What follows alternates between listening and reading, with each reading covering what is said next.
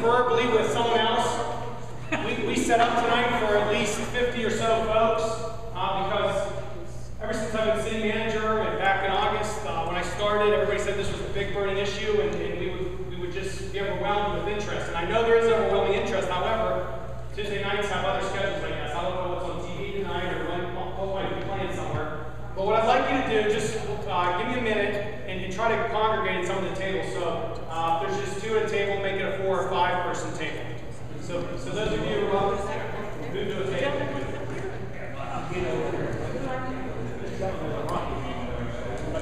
Oh, that's right. That's the no, I got it. 7 o'clock. Not good enough. Not good enough. Because it's a hockey night. It's not good enough. 10 now. Okay. I've got it short. Oh, that one.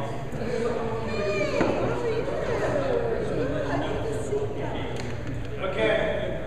My name is Alex. I'm the new city manager. I started here in Latrobe mid-August. And one of the things that was a burning question during my interview was issues about parking. And I've worked with downtowns for about the last 20 years or so, various size downtowns from the cities the size of Erie or like Harrisburg to cities the size of West Newton and even smaller. And every downtown, the issue is the same. Parking, parking, parking. There's not enough. It costs too much. It's inconvenient. It's poorly maintained. All these kinds of issues about parking. And we do live in an automobile culture. So tonight's subject will be about the parking issues and problems, but hopefully focusing on solutions for the city of Latrobe. What you should all have is agendas, okay? And there's a number of other handouts that I will make sure that you have. Not all of them were printed so that everybody can have one. So I'll describe to you which ones everybody will be able to have. You should have the agenda. The second most important thing inside the agenda is an evaluation. This is your chance to give us feedback tonight, not only on what kind of meeting this was, but also to give you another chance to give us your ideas. So make sure you have an evaluation. The next thing there was enough for everybody is a form that's in a landscape. It's a 1-page form that's called bid tabulation. This is hot off the presses from our bid opening yesterday that the Parking Authority had, giving you the most current data related to bids submitted to rehabilitate or reconstruct the garage. And I will explain those in a little bit. At each of your table, there is at least one copy of an analysis of the bids, so you can take a little more time. Hey, Rose, if you get a chance, find one of the tables so you can join one of the small groups. Thank you. And then this, again, is just an analysis of those bids. The other thing that we provided for you are some data related to the existing parking within the town. You'll see a table like this that tells you the lots around town. And each of your tables has a map that corresponds with those lots. Now they're at the end of the table here on each of the tables here. You'll get a map that's folded 11.5 by 17 map that looks like this. There's one per table. Now this is a real guarded secret. Here is the location of the meters by type within the downtown. So you'll know, after coming to tonight's meeting, if you haven't found this out already, where the short-term and long-term meters are. Again, each table has one of these. Now at the end of the night, you know, since you guys are here, you'll get to take whatever's here and take it back to your office and share with your colleagues and co-workers.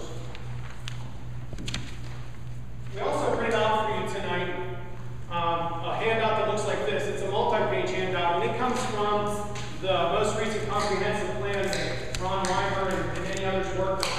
It was completed in December. Again, there's one per table, and this gives you a little bit of an analysis of the parking situation. You'll notice the table that I referenced was already there, as well as some other issues related to parking here in town.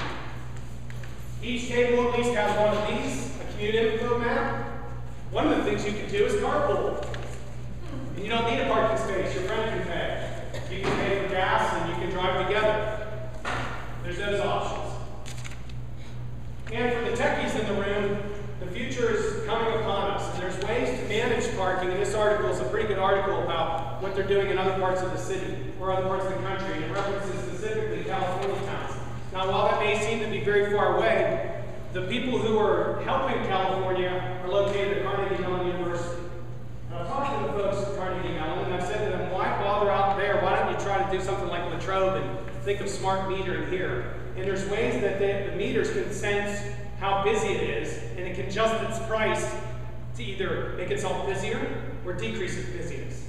And you say, why would you want to decrease busyness? And the issue is they found in downtowns that about 18% of congestion in downtowns are for people driving around hunting for that perfect space. And what you do is, if you jack the price of that meter up, they'll be less likely to make another circle. They'll go to a further out block where the price is lower, and it'll induce them to move out. So there's ways that technology can be implemented in communities to disperse or concentrate parking on time of day based on needs, supply, and demand. Okay? That dictates price. And we can do that, but of course we need lots of money to do that. So that's sort of the futuristic article. Back to the agenda. Again, my name is Alex. Jared is one of my helpers tonight. This wouldn't be possible without Jared. Jared, raise your hand. Annette from the Community Revitalization as well as made it possible tonight. Vince, thank you for giving us the space. And your brother Matt has been most helpful in getting us set up tonight. We appreciate that. Food and snacks have been provided by various folks for your enjoyment. The restrooms are in that corner. Please feel free to get up and help yourself with refreshments, go back to the back corner, and make yourself feel at home and comfortable. Despite this beginning part of the meeting where I'll do a lot of talking, most of the night will be you talking, and we'll be done by 7. I hear there's a hockey game tonight. And I've been told that if I don't keep the schedule, that they'll just leave. So we're going to keep the schedule. So it starts like this. 2 minutes to 3 minutes, quietly at your table, introduce yourself to the folks that are here, and say kind of the main reason or two of why you're here tonight. Okay, so quietly do that at your table, get to know each other. For those of you who are kind of seeing the elder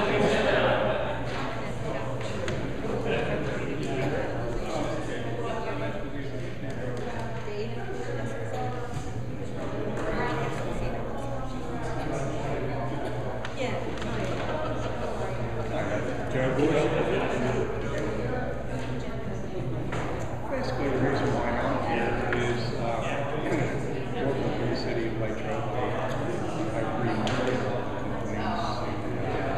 I hear some good ideas. I see a lot of things I want to be part of the solution.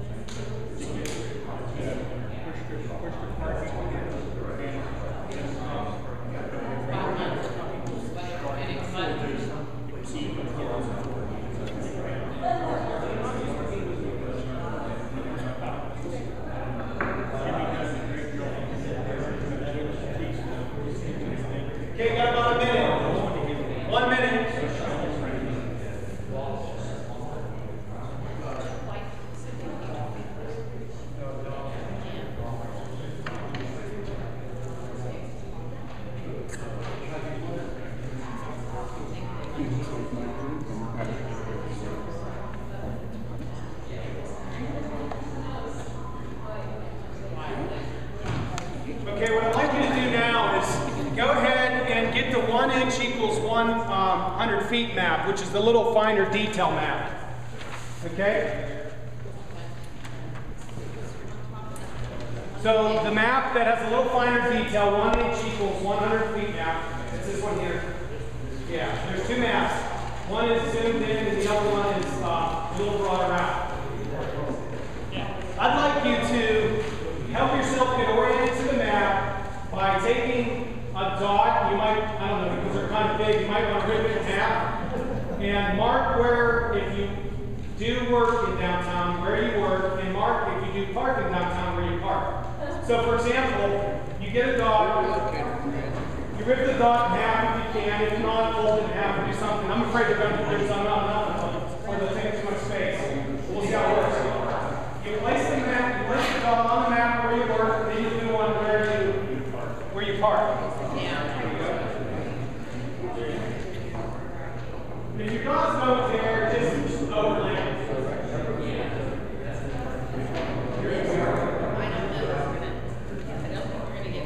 So put a dot where you park and a dot where you work. But if you shop or whatever, do that as well.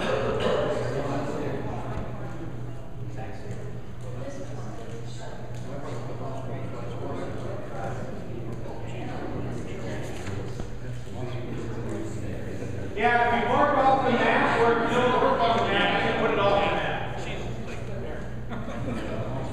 Are you parking at that spot too? Well, then put your little $100 in parking.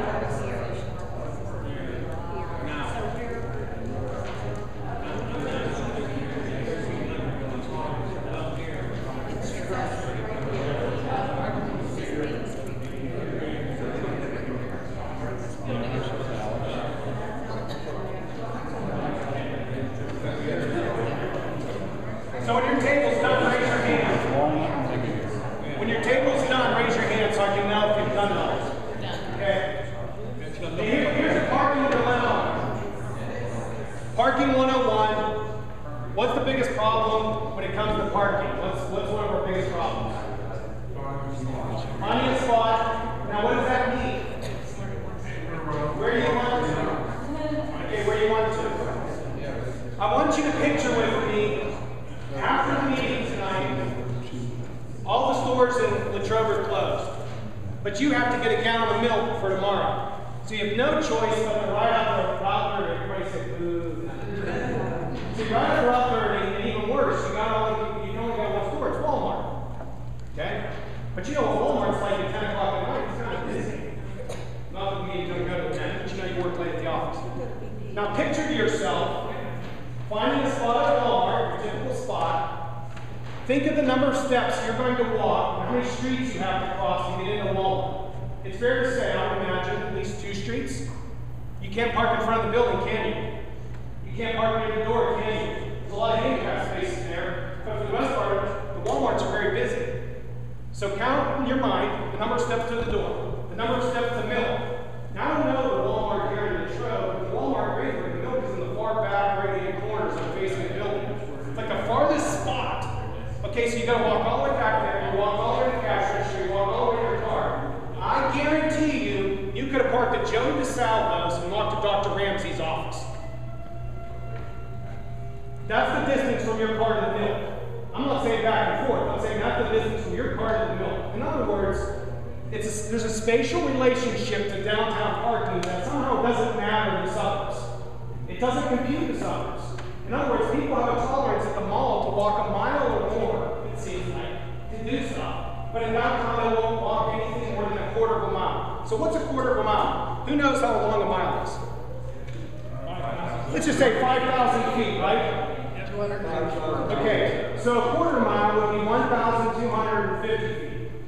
And an eighth of a mile is about 625 feet. Now look at your scale and get your little pads here. Okay, so if 1 inch equals 100 feet, okay, you can get an idea of how far people walk in the town. Now, if this is an eighth of a mile, I'm just doing it on this one. And I put the place of work here, and I start to go around, you can see the tolerance of an eighth of a mile. National standards talk about good urban design of an eighth of a mile and a quarter of a mile. Quarter of a mile is max. Now, I'm in Greensburg, and a quarter of a Why is that the case? Because you're flat. That place is full of hills. Did you ever have to go to the courthouse? And you walk up hills to get to the courthouse. So what I'm saying to you is, now think of this. This town is so tiny that the quarter-of-a-mile national level standard tolerance is pretty much gets you from any corner to the other corner. You could park, for example, again, let's say if you had an opportunity to park at the corner of Depot and Jefferson. Everybody find that? There's a parking lot. There's a city lot there. Get the 1/8 of a mile from that spot. Get the 1/4 of a mile from that spot. 1/4 of a mile from here to here on this map. Do you see your scales?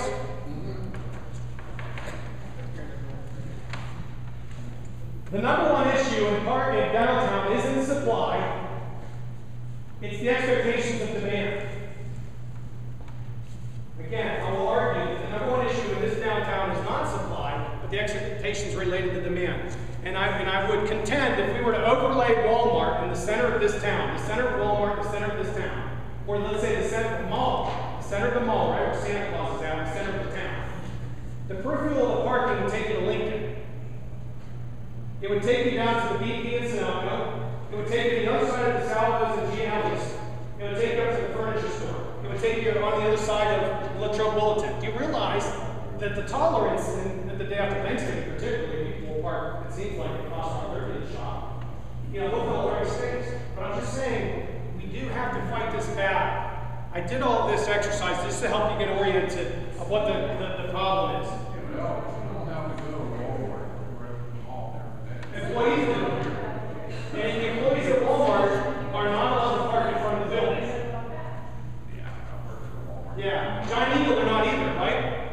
Most employers force their employees to park at peripheries of the parking lots because they want to leave the prime spaces for the handicap that they have to and for their shoppers. But that's a great point.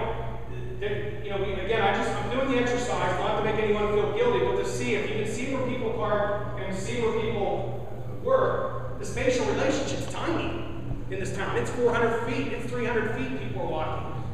It's 800 feet. Now, a big issue, of course, in this town is we've got disabilities and we have handicaps and we have different kinds of issues related to traffic. But I want you to become urban advocates. And when you talk to people about parking, be positive about the issues you face and help people to understand that even in the suburban context, they do have to cross streets. And did you ever notice what the mall has to do to keep people from running over pedestrians in front of JCPenney? What do they do? Anybody know? Why do they do that? Because it's dangerous. Why is there a perception that it's only dangerous to cross streets in Latrobe, but not at the mall? I don't know what it is. We've been conditioned to think it's safe, but it's not. All knows it's not safe. That's why they build all these big signs and do things to stop cars from knocking into people. Okay. This exercise was meant to help us understand the spatial relationships of parking and the fundamental issue that we're challenged with, which is there is a supply-demand issue, and the supply issue isn't as close to the demand. But there's also a perception issue. And the perception is there isn't enough supply close enough to where the demand is. So what we're going to try to do tonight is help you use these maps to help us decide where should it be. And that's why these maps became important. You know, why this map here, the meter map is important. All of these maps will help us be informed about things. Now what I want you to do is do a quiet exercise where you work quietly by yourself and spend about a minute to yourself grabbing some of these stickies and write down what you think is the key ingredient to a thriving downtown.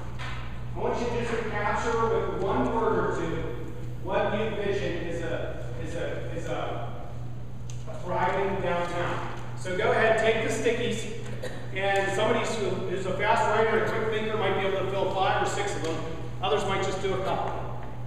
You might ask yourself, Alex, why are we starting with this? I want to talk about parking. We'll talk about parking, but I want you to think about what would make this town thriving. What would a thriving town look like? And it may be answered by parking.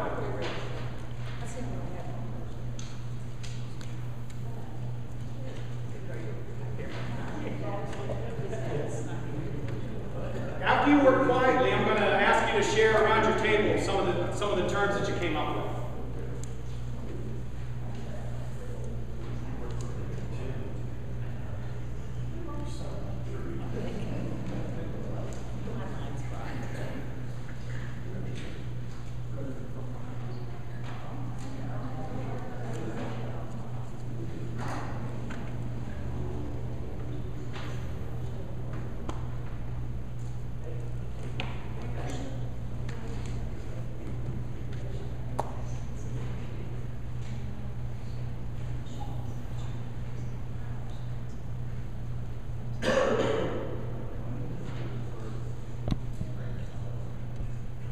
Now it's really important that you think with your pen and you write down your ideas, because we're going to capture those ideas. We're going to be collecting the stickies and we're going to be putting them up on the different pads, and we'll be taking those back for writing them in a little document and using them for guidance, not only for a NETS organization, for Andy, who's one of the sponsors here tonight at the Chamber, but for the city as we think about some of these issues. So why don't we go around in your little table and share some of the words or thoughts that you have quietly within your table group, what you think a thriving downtown or thriving town looks like. Thriving business district, a successful business district.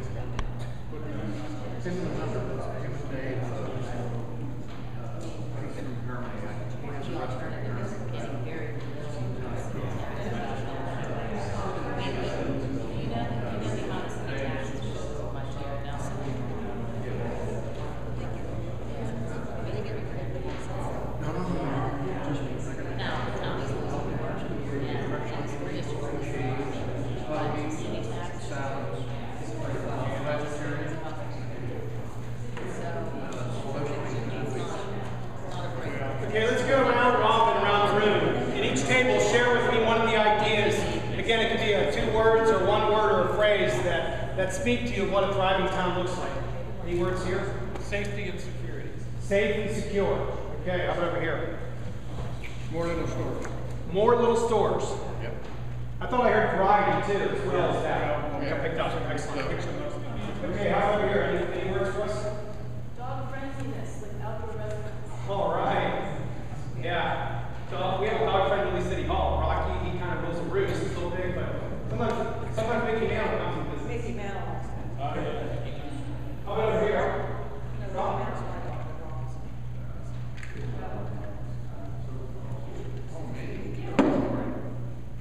You know, if you want to bring people into town and have a parking lot, bring people in. You've got to do something for professional.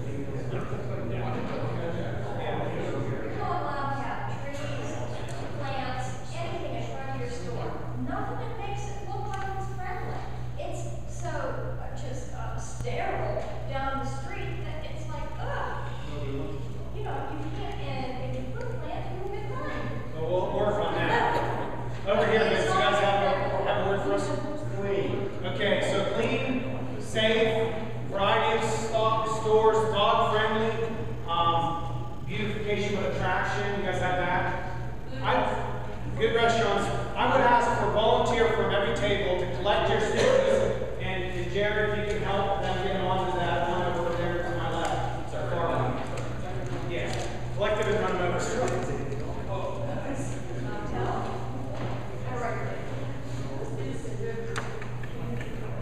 They're all together.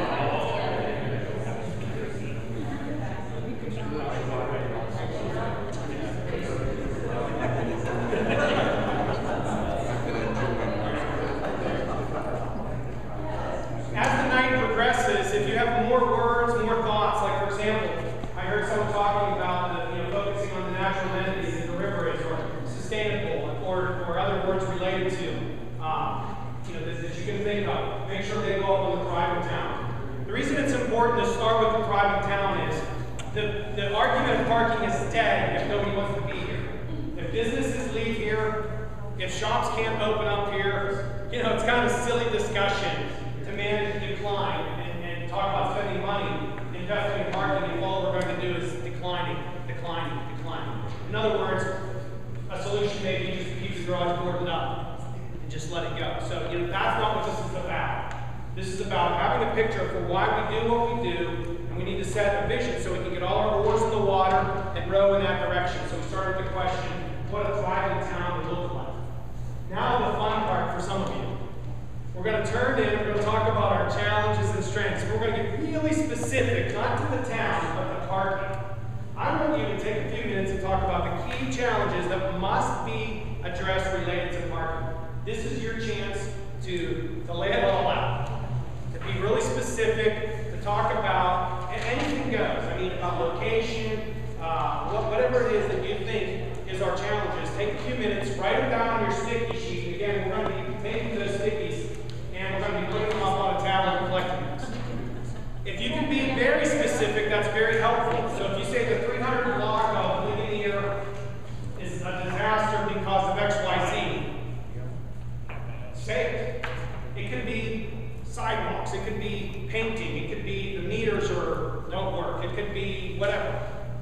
Don't hold anything back. Think about the challenges related to parking. Think about globally the challenges related to parking in our town. Think about pedestrian movements, and think about, again, accessibility issues. Bicycles, motorcycles, kids, elderly, dogs, whatever. Challenges related to parking. Give us the bad. Vent. The bad? Yes. I want you to vent about parking. What are the problems that we have in this town related to parking? Here's my problem. I live in downtown now on a day. What? Clean the parking. Write it down. People know that you push I'm either coming down. where they park. Remember, talk with your pen. Keep writing down your thoughts. Like I go to the cafe sometimes, or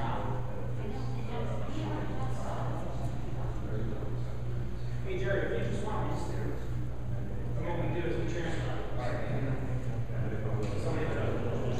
How about this table? What are some of the challenges we have? Everybody, listen up so this table gets a chance to talk about the challenges they have.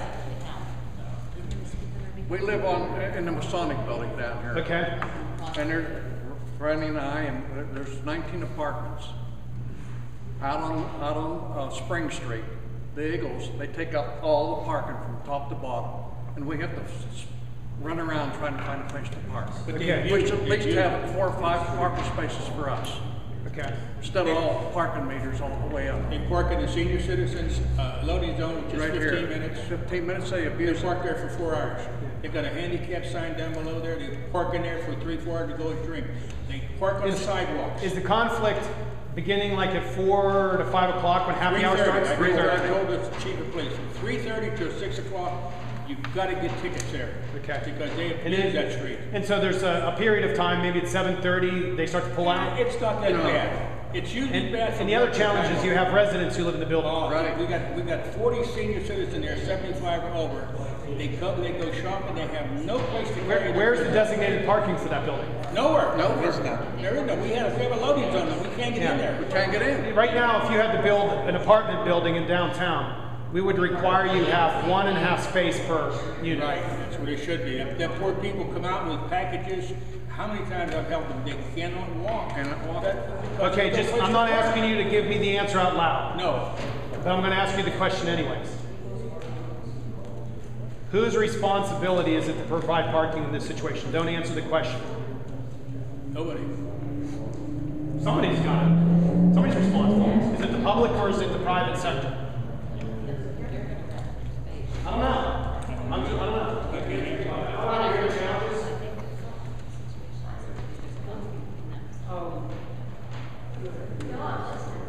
Distribution of parking. How many spots are needed from the focus on parking? There's 208 spots in the garage.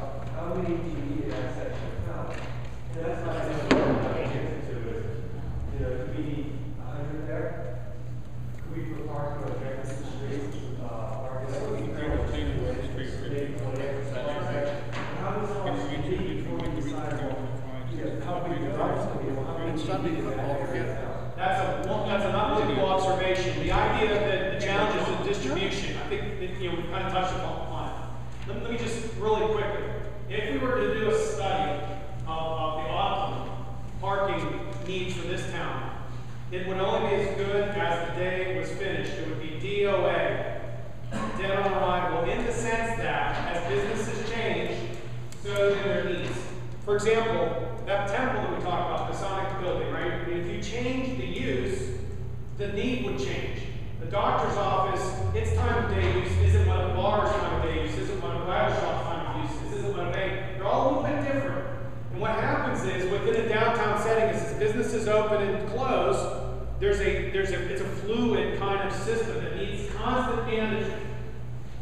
So if we did a study, which I think is a great idea, of the optimum, we get some benchmarks, we get some rules of thumb, but 6 months later, when the business situation changes and we can relate to this over longer periods of time, how it would even change even greater. It would be much more challenging. As we move from a more of a residential and commercial base to a service, doctor, lawyer base, the parking needs change. And they'll constantly change. So the challenge of the study is can we do a study, or this gets back to that smart analysis or the management system, can we think about a management system that's more real time and it's more fluid to adjust to the changing needs? There's just so many different examples you can think about. Somebody tears a building down and builds their own parking, changes the need within that little half block. Or we go and tear down 2 buildings and build parking, changes then, because they all of a sudden upgrade supply, which demand goes and reduces. That demand went from somewhere else, which opened up. You know what I mean? If you can think of like a blob or fluid, it kind of like moves as the demand and supply changes. And that changes constantly. And that garage closed, there's lots of changes, I imagine, within the system as displacement occurs. We talk about building the community college, we're going to displace another 40 parking spaces or so, right? They got to be absorbed somewhere. And then the community college is going to need space. And how do we do that? So your question is sort of the magic question of the day. What's the optimum? The challenge is it changes. So I can give you the optimum now, given the existing current business demand and figure out a supply number. And 6 months from now, I might have to have a different supply number. So what we need to be is agile. And where we see parking today may not be parking tomorrow. So in other words, there might be parking, let's say parking lot F might exist. It might be developed, but then we need to create another parking lot. And constantly being able, being willing and having the gumption to change that. What do we have over here for challenges? You guys got a long list of challenges.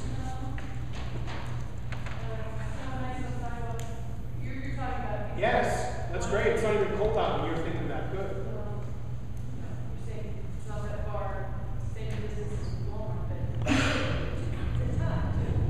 It's like the first time lunch, how do you get to somewhere that Be specific about snow and ice. I mean, I think I know what you're saying, but what challenges does that create for? Okay.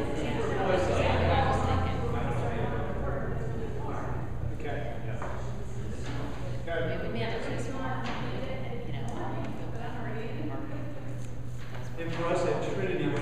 happened when the parking garage was closed, it pushed a lot more parking out, which forced a lot of, or less than the space available for us. There's a lot of activity that goes on in daily activities. So that has made it very inconvenient for a lot of our folks. Yeah, that again, displacement. It just pushed it out further away.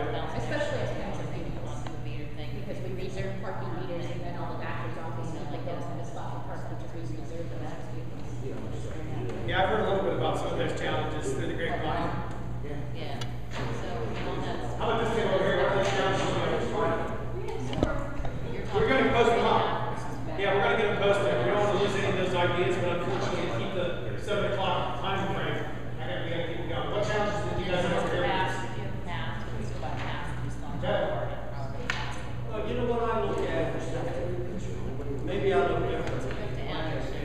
That we buy so many spots for our employees that are outside of your initial close parking. And maybe, we hire a lot of retirees. We don't want them to walk.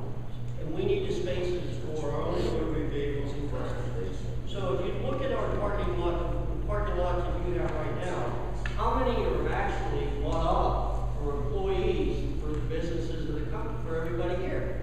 So now we're complaining that we don't have spots for our customers because of that reason. We're taking along with what we have because there's no other lots around that we can, you're saying that, okay, it's not that far to walk, but, you're walking along and everything else. What is there in the outlying areas? There's nothing. And you have no system available. Like I mentioned, if you look at this, if you look at Latrobe, and you want to kind of think of it as a big amusement park, but you need to have attractions in Latrobe. You need to have something that people want to come to. So if you have outlying parking lots, like the amusement parks, and they have trolley systems or whatever, and I know you have a cost involved in it, but you have them running every 15 minutes, half hour, whatever, that you have a schedule in place, and people know if I come to town, if I have a 9 o'clock appointment, I can park here, and that thing's going to pick me up, and it's going to take me downtown. You have to, because if you're going to look at, you're going to tear a building down here, you're going to tear this down over here to put a parking lot. Well, what have you done? You've taken away attractions to put a parking lot. And eventually, what are you going to have in the middle of Latrobe? You're going to have all parking lots. You're going to have nothing. So if you really look at it, if you took a survey, how many people are going to come to Latrobe for what? Well, then again, that's a big question. I didn't imagine a specific question. You said you guys do, as a business, on off-site parking for your employees. I have to. Otherwise, Do you do that by buying passes, or do you do that by passes? They park on the roads. Okay, but not angled. But that, I love what you guys are doing, because if you look at the agenda, you're getting ahead to the solutions. You're starting to think about, the solutions, and we're going to keep heading in that. Did we catch? Did this table get a chance to talk about challenges? I think what we were talking about was much of this is already a pretty good job. I mean, the parking, you have this nice strip of spaces across the center of town. They're accessible for a wide range of distances that way. But when you look at the garage, you've got medical buildings surrounding that for an eighth of a mile. Nothing but medical buildings. And you've got, looking at this photo even, this is an older photo. The garage was open. And even then, many of these spaces are full. So now that parking is thrust out in this area. It's just a problem that compounds itself. With the garage fixed, a lot of this will resolve itself. I mean, it will. I mean, I think the challenge is how we get, what do we do for the next 5 or 6 months, okay? And the way I look at that is, we've survived for a year and a half. I think if people can just see that there's light at the end of the tunnel, and we won't, give business owners and people some hope that the parking problem goes away with the reopening of the garage. Is that clear? Yeah, I agree. And there's, I'm sorry. The challenge, I think, is very short term, at least for right now. One of the handouts you have are related to the cost of the options before the parking authority and city council. That's your table. We're going to take a little time near the end of the meeting to discuss these options and to help you all understand as a group what the community leaders are facing. I'll give you an analogy of my own personal life to help you understand the predicament we're in. And it kind of goes back to what you said with one of the solutions. This isn't complicated. I have 5 children. I have 1 full bathroom and a powder. What's my need? There's 7 of us, okay? We live in a house with 12 years now. We've not had to get a bathroom. Why is that? Because we didn't recognize our need? Kids cross their legs a lot. Cats and ogre. You got it. But I say it's these, part of it is we do have needs, right? But there's this the ability to meet those needs is the issue. And the parking garage is not an easy thing. And one of the things I hope to do tonight is at least establish a dialogue that your city leaders haven't been deaf, they haven't been ignorant, they haven't been asleep. It's a challenging dilemma. There's not a high demand in this community that will enable them to charge high rents.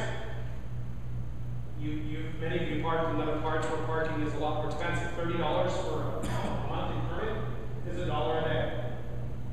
Greensburg and neighboring communities about $65 a day. Pittsburgh's about $65 per month. Pittsburgh's $65 a day. It seems like it's some of those garages. But the point is, it's simply economics. Supply demand equals price. Your price is lower here because your demand is lower, and your supply's there as well. In other words, if we pull back supply, we can ratchet up price, but we don't do that, which we try to figure out what that balance is. But I'm just trying to say that we do know there's a need. I think everybody realizes the need. It's just the hard part of how do we meet that, and we're going to work on that here in the next step. So let's quickly kind of collect these tags that we've gathered, make sure they get up on our sticky pads. And again, these were the challenge questions. The next question, I'm going to give you a shorter time to answer because you maybe don't have a lot, but just because of time. What are the strengths we can build on? And I think some of it's been talked about. Specifically related to parking, what's the strengths of this downtown? What are the positive elements that are true related to parking? And globally related to the downtown, this particular downtown in Latrobe. So think about that for a minute. Write down on your sticky pad some of the strengths. Be positive, there are strengths. I want to come take this job because this is a great, wonderful town. This is a good town. Be positive, there are some good things. Be specific related to parking, what those strengths are.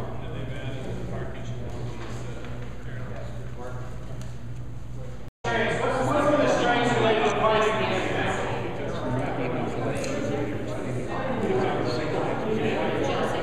Okay, we're going to go table by table. What are the strengths related to parking? This table?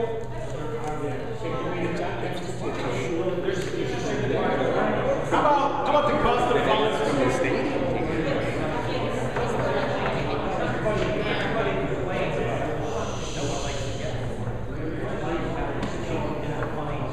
Okay, did you hear that? I'll remind you of your agenda with the ground rules. The ground rules are on the agenda. It's participate actively, share airtime, listen respectfully, stay focused, turn off cell phones. Okay, so what was it you heard at this table?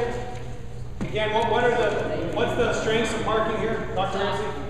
What I said was, parking is cheap and the fines are cheap in this town. Okay. I'm just telling John, when I first moved here and started practice years ago with the parking manager, I never plugged the meter because I could get 2 tickets a day and it was cheaper than plugging the meter. Okay. How about this table here? Any strengths? Okay, this table says flat, level terrain. Again, I can't emphasize enough. It's so easy to stroll around this town. Unless you're disabled or have some physical limitations, it's a pleasant walk. It really is. It's really nice. Not many towns in Western PA they can boast that. No. It's inexpensive parking. Inexpensive parking. Again. Excuse me? Sidewalks. Okay, over here. It's safe and well lit, whatever word you want. Safe and well lit. Over here. Okay, we gotta teach drivers a little better etiquette. How about over here? Bench your table? I was still complaining.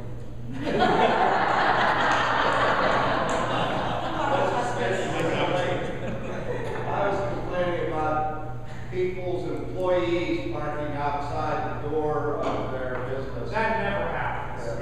Really? So, sorry. Okay, when you do that, that is, you're stuck in the last discussion. Keep writing with your, your ideas down and put them up on the wall with the right question. Okay, we have any other ones before we collect the strengths? The leaders are now seem like proactive. Council's awake, like I just said. We have a couple council members here tonight. I think there is I do sense there's a long-term answer coming. Okay. Versus short-term. We can't hear. He says existing leadership in town seems to be amenable to forward thinking. Is that what you're saying? What you said? Yeah. A little more complicated. We think that the existing parking lots are well placed for the businesses and that there's ample parking with the garage. With the garage. Okay. Why don't we collect these stickies and get them up for the strengths? Okay, now this is what you guys have been waiting for. I want you to start to think about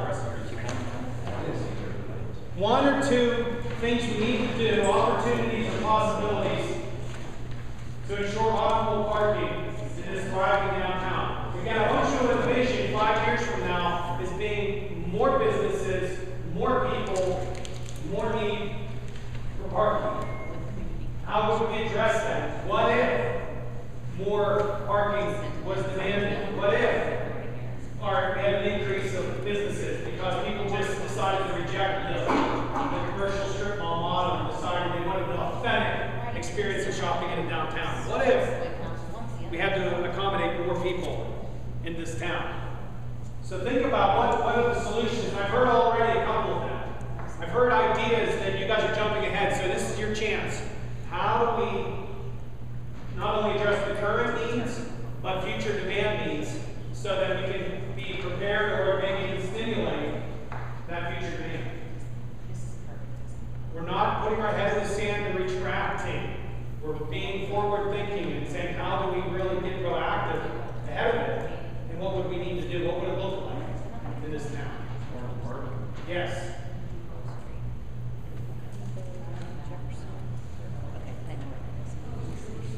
Write down on your things so we don't lose those ideas.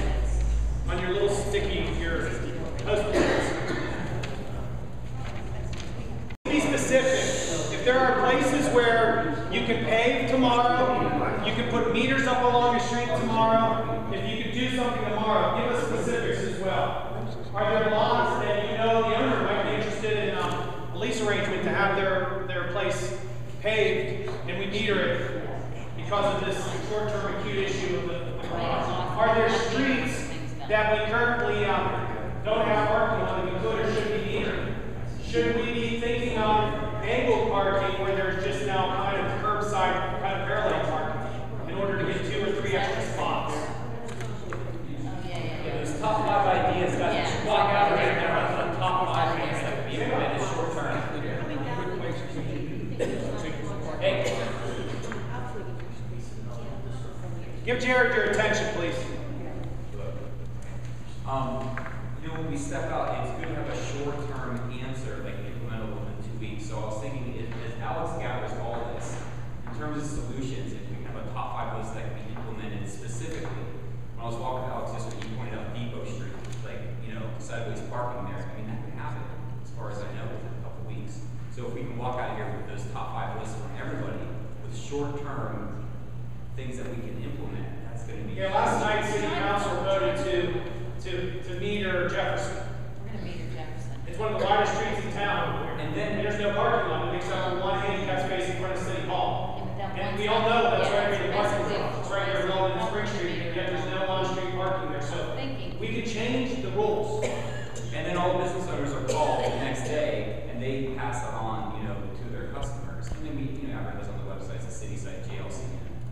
From Main Street You know, to Chestnut. you know, from that top I five. believe so. I mean, Jefferson from Maine, How can you possibly do people access to the main? Not Big Depot's a main. well, don't criticize the idea. Yeah, we have to look at it. All ideas are good at this point. Feasibility of them is what's up to Joe Bush, PennDOT, and other folks who will have to be responsible for figuring out how to implement that. I'll talk about Jefferson, sorry. That was your. Joe, which side of the street are we putting the parking on Jefferson? We were looking on the side of the municipal building. That's what I thought. Yeah. Good job. Angle. The parking area around City Hall, where all of the spots that are like for the firemen and the employees and that, We don't know. has there been any focus on changing all of that until the parking garage gets fixed where? What there was done with, several months ago is a number of spaces were eliminated in there, and there were permits sold for people. So there are actually monthly passes being bought, and they're parking in the municipal building. And there are some employees of the city that are parking elsewhere. And is there any more capacity for that? Is there enough room in the middle of the lot to put more parking spaces? I mean, it would make it more narrow to come and go. Because of the emergency service that are provided, I would caution you on that. Fire, police, But it's, ambulance. one of the things I think we could look at least, and I don't know if we've never had this conversation, but someone suggested to be on the street, where there's a strip of grass between where the cars park against the high rise and the high rise. And I don't know where our property lines are there, but could any of that be paved? Or is the property line right at the curb line right now? Right at the hedges, right beyond. But the question we can try to answer is try to go back and see if we can squeeze another 5 or 6 spaces. You know, talking to the EMS folks, talking to other employees. I think we took 5 out. We took 5 city employees and moved them somewhere else to create 5 more passes. But can we do more? Now the problem is, just so you know, for example, you know, our police, a lot of time people know what cars the police drive.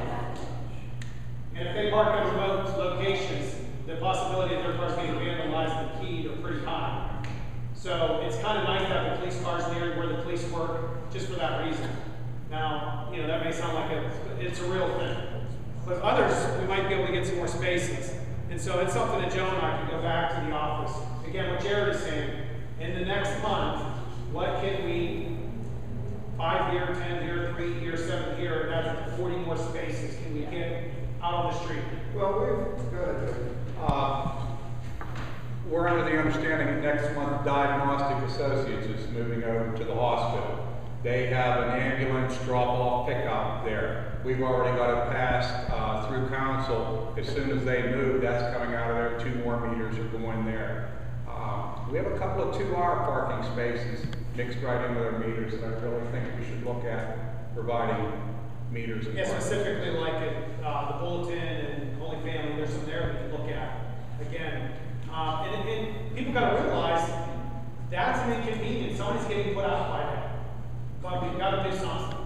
We got to be able to get meters where they're not right now, so that we can get more accessibility. There was also a lot that. Sorry, I'm sorry. There's also a lot that we looked at the other day, Alex, at the corner of Walnut and Ligonier, that's just in grass, and it's about 150 foot by 100 lot. Across from your place.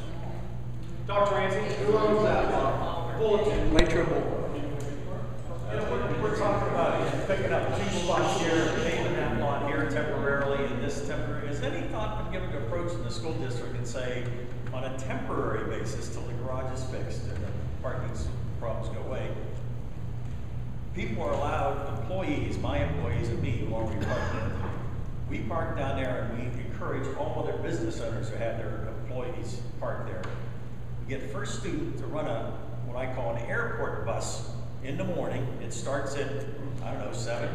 It makes a loop out of there, up to Ligonier, down the depot, back around on Jefferson and back. It stops at 3 or 4 spots.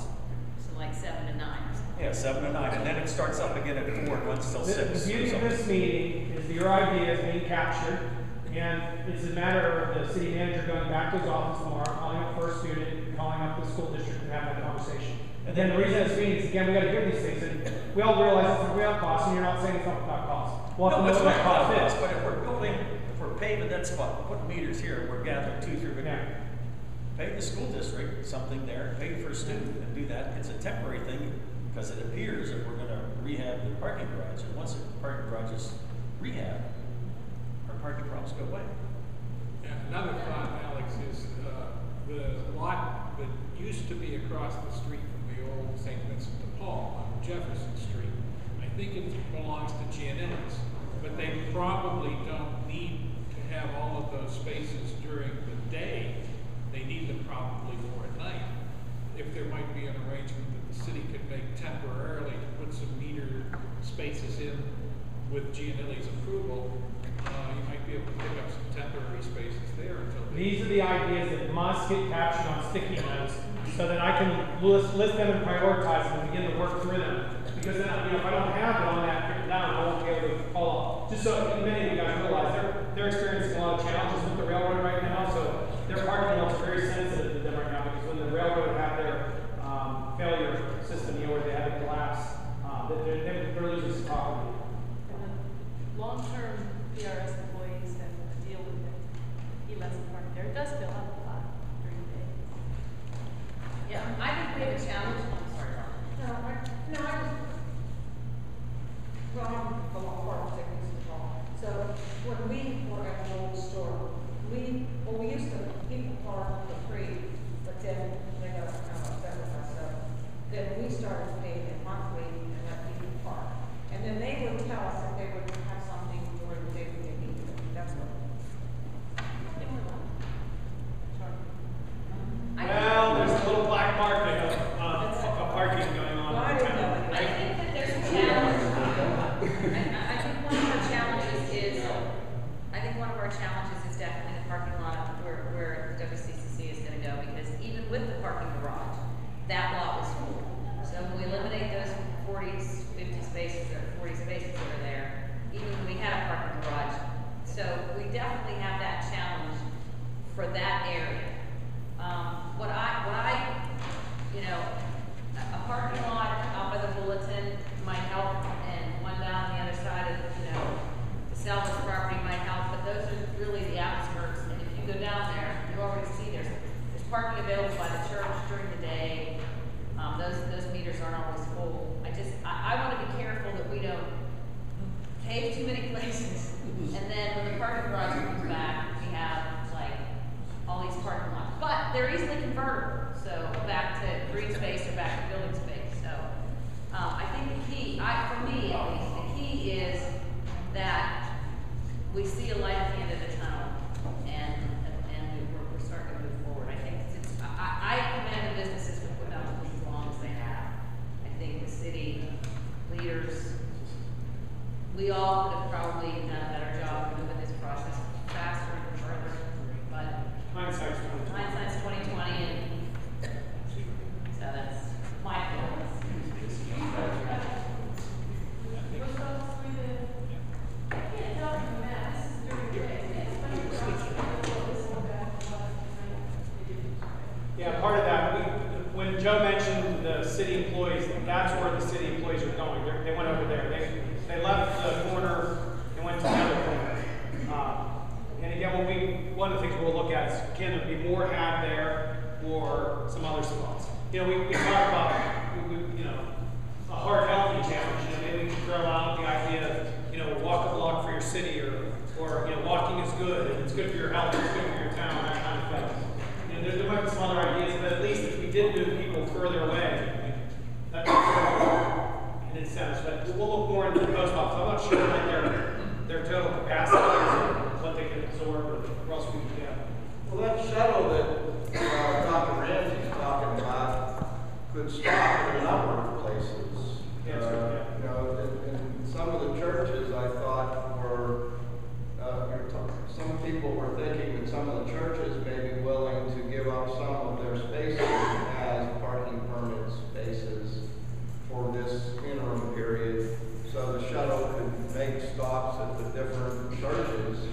as well as, the stadium, and you start to develop 6 or 7 shuttle spots that everybody knows they can park at, right? So there's another piece. That's a great idea. Ocean City can't park everybody down by the end. They have a few spaces, but they have a shuttle that runs and everybody will take it. They pay one price and they're willing to take it because it's the way to go. So, and to think how many millions of people are in Ocean City, but parking, they take the shuttle because they can't park. Oh, yeah. Oh, yeah. That shuttle picture doesn't have a stop at Latrobe Hospital. Yeah. Right. A big circle. For a lot of that goes seniors once. that, Shuttle might be the way to go because once you don't need it, but I think that's going to be something. Okay. So, I want to make sure that we have the solutions up on the board there. So if you want to collect solutions at your tables and get those up, I would appreciate it. One of the challenges we're going to have with the shuttle, and my brain is just thinking ahead, Seton Hill was able to do a shuttle with First Student because it was a private to private. Once we start picking up Joe Public on the curb, we enter in the realm of public transit. And there's this thing called Westmoreland County Transit Authority, and we would literally be going in on a PUC monopoly. And we either got to have them yield and let us do it, or do it. Exactly. I mean, that's kind of our options. And who knows, maybe we can get a congressman to give us a starting grant. We're in a spot right here, we're talking to spend money to make money. It's not going to be enough money to pay for that parking. We're getting to that in a minute. That's kind of where we turn the page. We're going to call Larry. Okay. Raise everybody's tax. Everybody should have at least one copy of the bid tabulation. Because we're really at the point of the agenda where it's what's next and where we go from here. I think Jared has laid out a pretty clear path, but we've got some homework to do on some of these solutions. And hopefully you've been really specific and have given Joe with Public Works, myself, and other city council members who are here, the mayor's here, food for thought of what we can do. Definitely the shuttle will be something that we analyze. We'll have an agenda meeting in October 31st. We should have a little bit more information about the reality and possibilities of that. Everybody should have one of these. Everybody have one of them? What's the title on it? Bid tabulation. It's a landscape, 8.5 by 11, single-sided sheet. There's enough to go around. So if you don't have one, raise your hand. We can get you some. Does everybody have one? Over here, does everybody have one?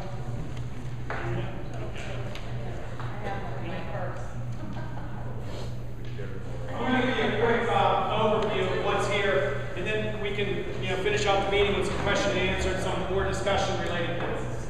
The Parking Authority accepted bids yesterday. These are the results of the bids. On your sheet, you have 4 contractors who submitted bids. From left to right, you have Carl Walker, Restoration East, CPS Construction, and Nathan Contracting. On the far left-hand column, you have base bid 1 and base bid 2. Base bid 1 comprises of the rehabilitation of the garage.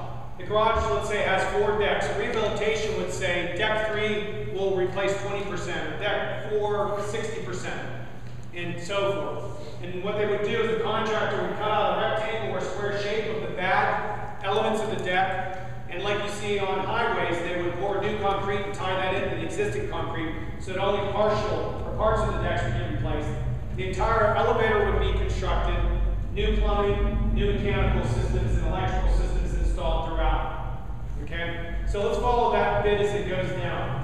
The bid included the price for the design rehab, and you can see, for example, the price is going from left to right. Carl Walker, 2.18, Restoration, 2.199, and CPS, 2.56, and Nathan, 2.369. So it gives you an idea.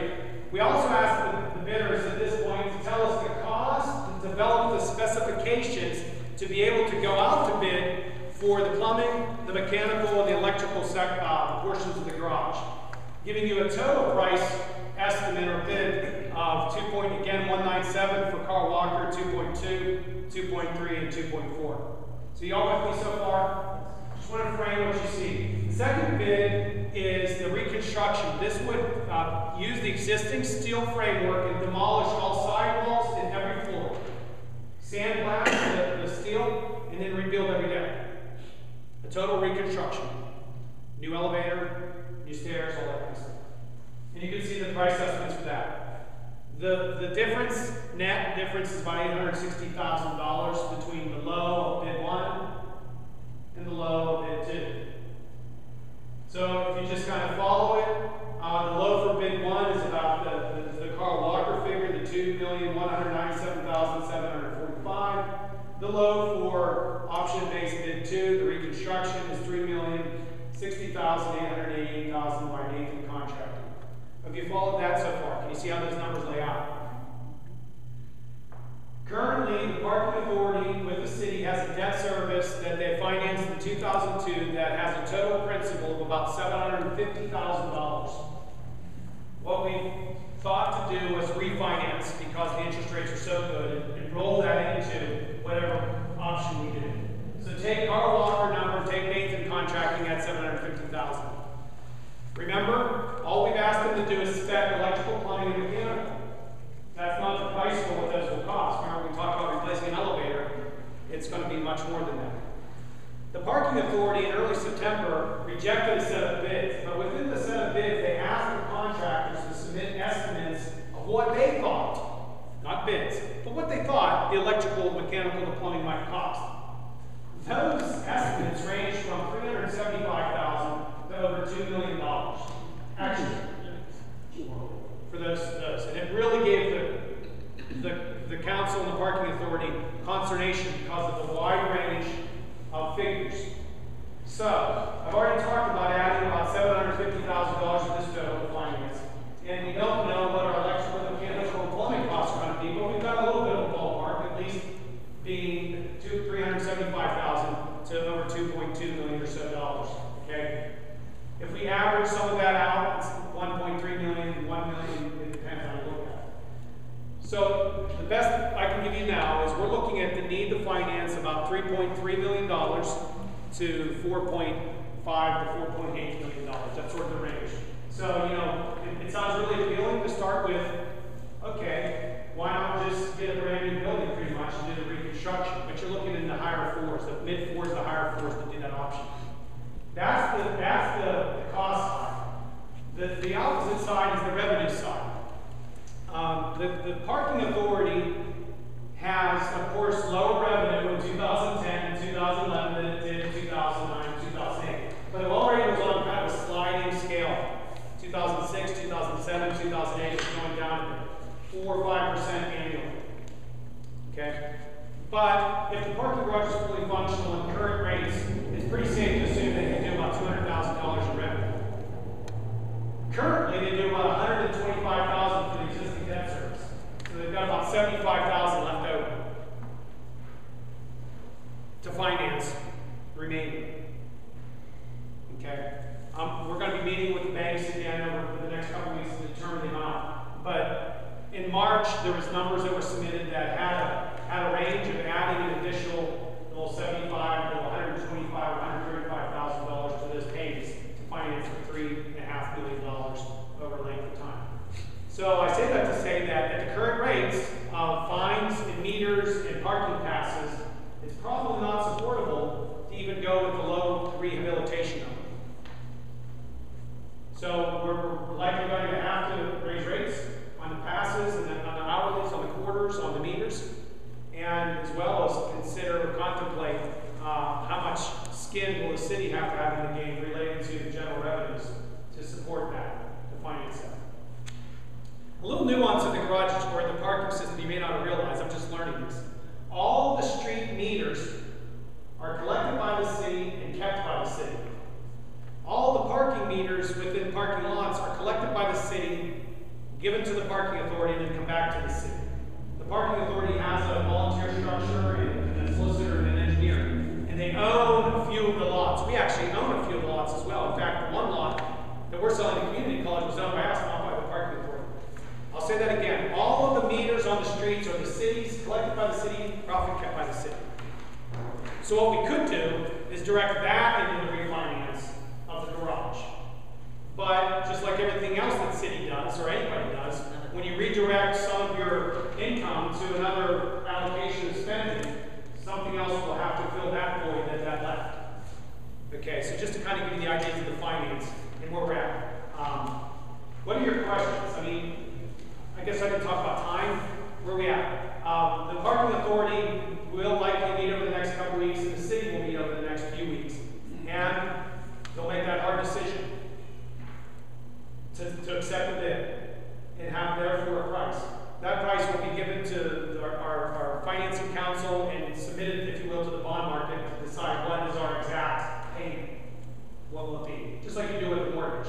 You can kind of pre-qualify, but you still got to have that exact number to get all that done. And that will take some time. And then the contract's going to start. And we all know it's heading towards winter. So it's going to take some time. The two options, there's not a lot of difference in time, right, Joe? As we think about it, whether they rehab or reconstruct, the downtime's probably similar, but we think that the reconstruct might have more disturbance within Spring and Weldon streets.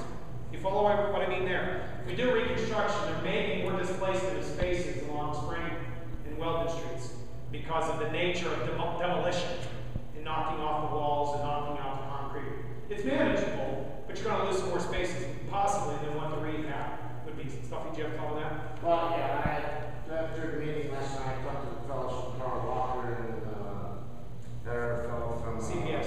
Yeah, CPS. They both told me all they would do is take out the sidewalk walking up there. And end up with the nets up there. I mean, this is what I do for a living. So we might not lose those parking spaces. You're not going to lose parking spaces. You may lose one or two, but all the ones up on the side facing the angle, they'll be all right to put the nets up, but the heavy steel nets up, catch everything, debris coming down. That's good. The other side of the question I was going with too, the time-wise, they both would take about the same amount of time. They're both going to take about the same amount of time. Now, Rosie, does that this is not happening in 3 months, 5 months, 6 months. I mean, you're looking a little bit of time. They're on Mother Nature. They said 5 months, or they said 5 months after they get to go ahead. So if it takes us 30 to 60 days to get the bond money, weather permitting, you're looking at 6 or 7 months. But you got to deal with Mother Nature. Exactly. I mean, it's all weather dependent. If we have a nice mild summer, you know, that winter. No, it's winter. I'm sorry. Nice mild winter. We don't want pouring concrete. Well, they can't pour concrete below 40 degrees. Whether they have calcium to it or fiberglass to it or whatnot, we still don't want that to be done. But I still think, as we said before, you know, everybody recognizes that once we get started, we pick a direction. At least you guys will see, the business owners, that you know there's light at the end of the tunnel, and we're somewhat at the mercy of Mother Nature. So. I talked to the gentleman last night too after that meeting. The one thing they did convey to me, especially the gentleman from Carl Walker, is that they could cut the bad concrete out below 40 degrees. That's that can be demolition can be done even if the weather's bad. But then you have to wait till above 40 degrees to pour concrete so that it has to stay above 40 degrees so it doesn't freeze when it's set. It has to evaporate. The other thing I wonder too is once we pick a contractor, we can ask these questions, but we're kind of limited as to what we can ask at this point. You know, will it be something that we can do in stages? Will we be able to open a floor of the parking garage before, you know, or? That's one of the tricky elements. If you notice the wording of the bid sheet you have, notice how under base bid 1 and base bid 2, the line marked 1, it says design build proposal. Design build proposal. A little bit about the terminology. What that means is, if, for example, under the rehabilitation, it may not be in the one designer's proposal to replace the same percentage of another designer's proposal. Somebody might say, I think deck 2 needs 72% out. Somebody might say, I need 65% out. The low bid goes to 65%, but then when he gets into the job, I kind of should replace this as well. Many of you have laughed about the City of Pittsburgh's Port Authority and the big dig under the Allegheny River. Raise your hand if you've heard or laughed about that.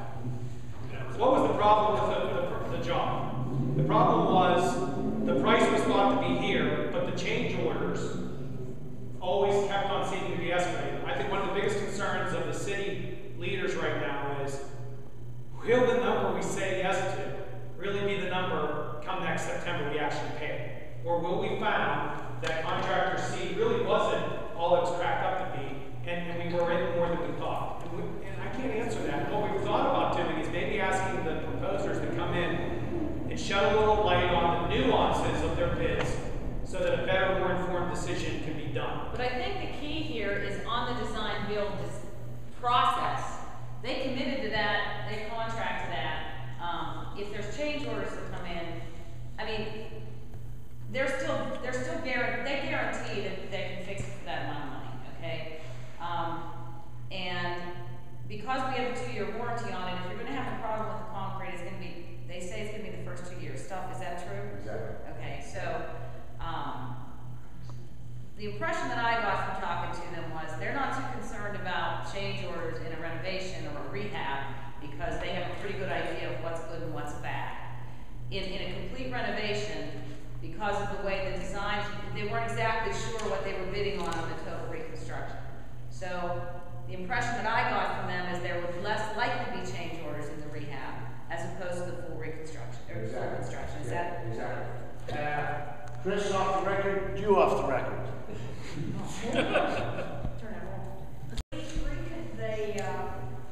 I would deny that. Was that for all 4 levels going back, or why not 2 levels? Why do we have to build it completely? Well, yeah, when they received on September 2nd bids, they asked for 2 bids at that time. One of them was to take off the top 2 levels and just keep the bottom. Okay. And it actually, the demolition, and that was, it was like just as expensive. Can I ask that, please? The other thing is, we met with some people that have some more historical background in parking, and we're told that during, Monday through Friday, 8 to 5, that parking garage, all 4 floors except maybe the top 3 of the 4 floors was full, fully utilized, and the top was full too. And we'll probably close the top in the winter so we don't have to solve it, and because a lot of times what happened too in the winter is the people that were permitted on the top, according to, we met with our meter maid who had 30 plus years of walking around town and asked her, how busy was this parking garage? And she said it was full. It was full during the week, and what happened in the winter is the people that were parking on the top floor for $10 a month were coming down and parking in the meter spots because they couldn't get up there.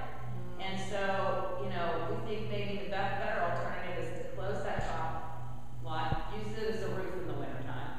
Nobody wants to park up there anyways. So, and then, force the rest of those cars down. But it was pretty fully utilized then, and if we want to grow the town, we need 4. We don't want to go backwards. We have about 8 minutes before the hockey game is making us leave. You have evaluation forms. Please take a few minutes. This is your last chance really to talk with your pen and give us some ideas. It's 3 pages. The evaluation includes what you thought about the evening, but then there's also questions about your interest in walking, your interest in paying, your interest in solutions, how you found out about today's meeting, what primarily identifies you. Are you a business owner, or are you a customer, or are you a resident, and so forth. So just take a few minutes to do that. We still have lots of cookies and coffee, so help yourself to that. I'll say it again before I'm done tonight.